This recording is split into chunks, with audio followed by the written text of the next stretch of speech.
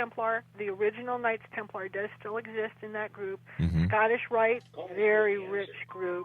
And then, of course, the Shriners. And to be a jester, one must be invited, secretly invited from the Shriners. And no wonder they're secretly invited, because if you're going to have bad leaders like this, then you have to have bad followers.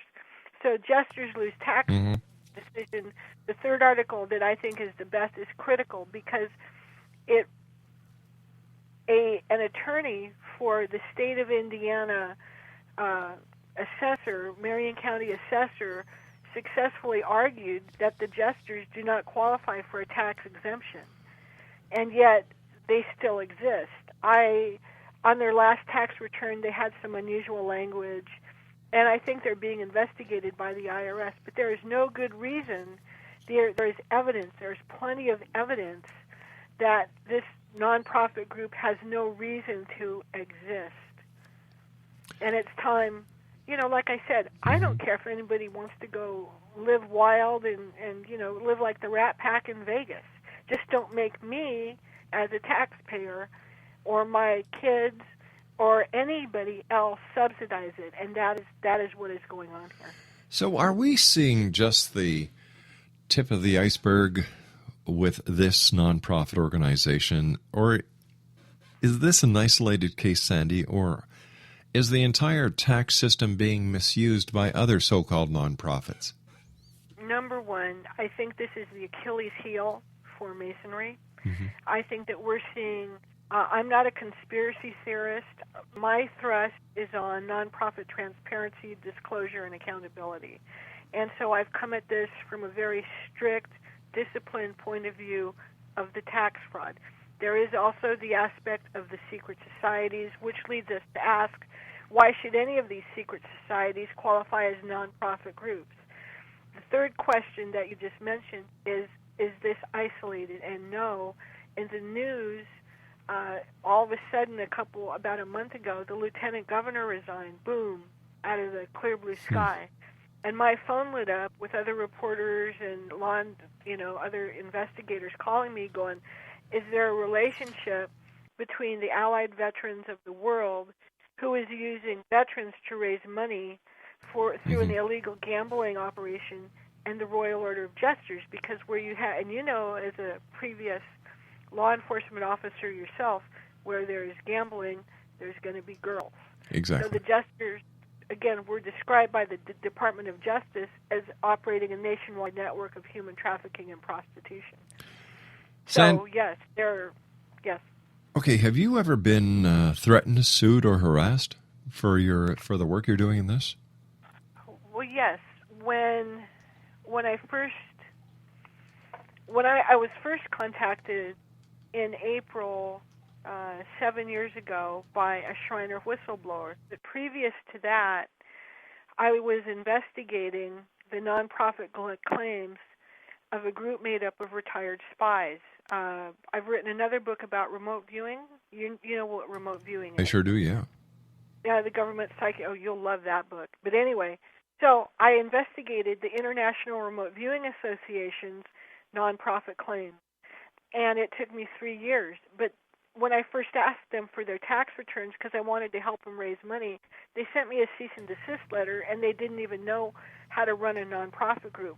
And that investigation was like a knife fight in a phone booth. So after 3 years, they finally complied with the IRS. They're a legitimate nonprofit group now. But I learned a whole lot about the field of remote viewing, and we'll talk about that another time. Sure. But a month later, almost to the day, I was contacted by the Shriner whistleblower, and it's like, oh, well, I learned about all this nonprofit stuff for a reason. So I began then investigating, and a couple months after I began publishing articles, the Shriners, that's how this all started, sued my whistleblowers because they thought they were writing their articles for me.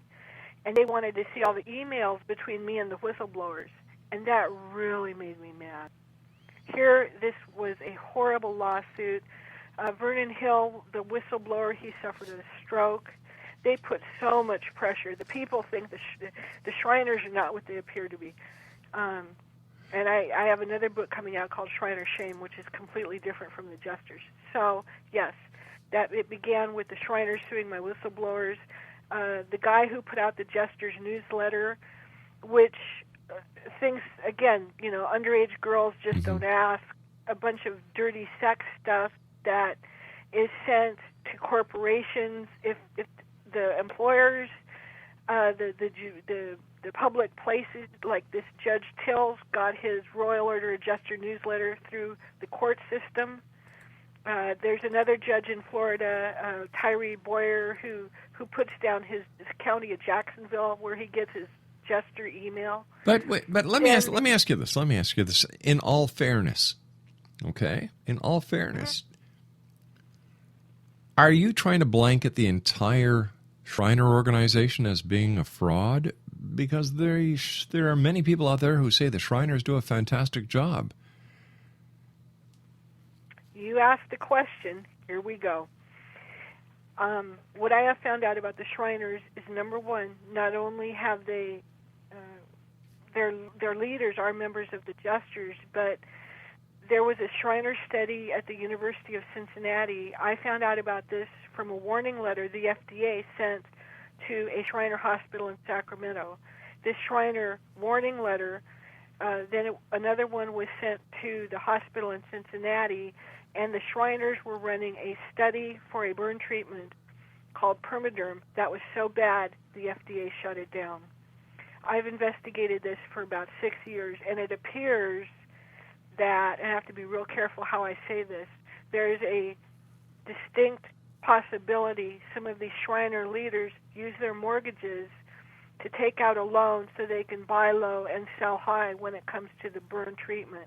This burn treatment, the Shriners, the National Institute of Health, and the FDA put millions of dollars into this study, and the FDA ordered an audit that showed how many times adverse effects were reported. 7 may have been reported. The audit maybe found 1,700 adverse effects that were not reported. So what we also have now with the Shriners, I believe, is clinical research study that is fraudulent, and that there's an effort to still get this product to the market. It was done through a military program where it is regenerative medicine, and there is a grant that was written by a pharmaceutical company that contains only 2 patients, number 130 and 131, but I have evidence that these patients' data is fraudulent. All right, so am I understanding you correctly when you say that some of the Shriners mortgage their homes, take the money to... It appears not. Okay, it appears that they... So Yeah. we're talking about insider trading here, which is a totally different crime than, to fraud. We're talking about insider trading. Yeah, that's right. So basically, what the Shriners are doing is the exact same thing that Donald Rumsfeld did with aspartame. Yep. What do you think should be done with the Shriners, the Jesters, and those involved? Right. Allied veterans, and then the Children's Cancer Cooperative in Florida. Back to the current crimes, there is already, and we're talking evidence here. We're not talking, I think, or I suspect. We're talking evidence of these crimes. So what is happening with all this evidence? What's the judicial Florida, system doing? Well, the investigation of the Jesters, it seems to have stopped after 4 of them were caught in New York. I received an anonymous call from a human traffic investigator about 3 months ago that said everything has stopped in New York. They're done with that, and I don't know why. There was a grand jury in Florida that was looking to indict Richard Scher for human trafficking crimes. That they failed. And the only reason we know about that is because the girls sued him. So what is being done now in Florida is there's a RICO investigation, racketeering, money laundering, RICO investigation into Allied veterans and the Children's Cancer Cooperative. So what you've got here is you've got the IRS investigating tax fraud. You've got the FCC investigating insider trading. And now you've got law enforcement agencies investigating organized crime. Yep, because of fraudulent non-profit groups. So the next step that I have taken, and people can turn rage into change by going to thevampiresofcharity.com and clicking on, take action. And I've created a petition at the whitehouse.gov. It took me about a day to actually write those words, but it calls for congressional investigation of the evidence of nonprofit crime to include, and I didn't include the Shriners in that petition because that's really more criminal than any of this other stuff. I think for the Shriners to use, number one, their members, number two, their elders, and in the Native American world, you do not abuse your elders, you honor them. Right. And number three, there's military veterans, retired military in the Shriners, business leaders who are good. And I've made this real clear in my work. This is not about the Shriner who gets up, puts up his clown makeup and drives, and who's dedicated. And Vernon Hill found this bad stuff, but they do good stuff. But the worst part is that these members have been abused. They're being used as a front, so these other leaders can abuse their positions of public trust for private gain. Now, there was also a document released on WikiLeaks of a Shriner investigation. So there's more evidence that this committee can investigate about the Shriners. Potentate Bernard Lemieux ordered an internal investigation of Ralph Them, who used to be president, and Jean Bracewell, who was treasurer. And there's the fraternal and the charitable part of the fraternity. They meet in their little lodges, and the hospitals are the charity. So this investigation happened because these guys went and fired one of the employees. I think he was the vice president of development, because they wanted to rehire a fundraiser who raised $47 million, but only gave $2 of it to the hospitals. Wow. So when I talk about the Shriners, yes, they've worked really hard to create this illusion of all the do-gooding stuff. But there are so many problems. And again, the petition calls for investigation of evidence. All right, stand by, Sandy. You and I have to take our final break. Exonation's Sandy Frost is my special guest. This has been one heck of an eye-opening hour, hasn't it, in Exonation? She's the author of Vampires of Charity. And the website that we're going to point you to, Exonation, is as follows, www.thevampiresofcharity.com. Sandy and I will be back on the other side of this short break as we conclude this hour here in the X Zone with yours truly, Rob McConnell. Don't go away. We have love for our cities and our valleys and our plains. We have a voice that is calling, telling all the world we're willing to welcome them to this great land. Well, that's what Canada is. Canada is the rock.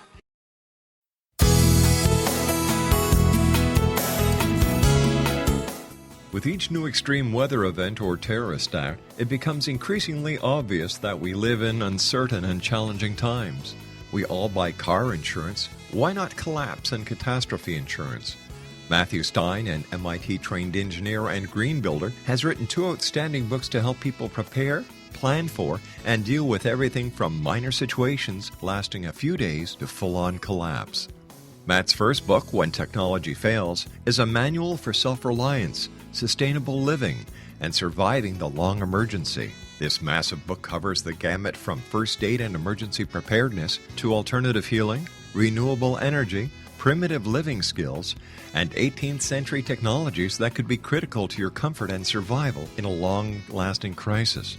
Matt's second book, When Disaster Strikes, is a comprehensive emergency preparedness handbook and survival guide. When Disaster Strikes is an essential item for every family's go bag. Both books are available at all usual sources. There's a wealth of totally free information posted at whentechfails.com, and author-signed copies may be purchased at mattstein.com. That's www.whentechfails.com and www.mattstein.com.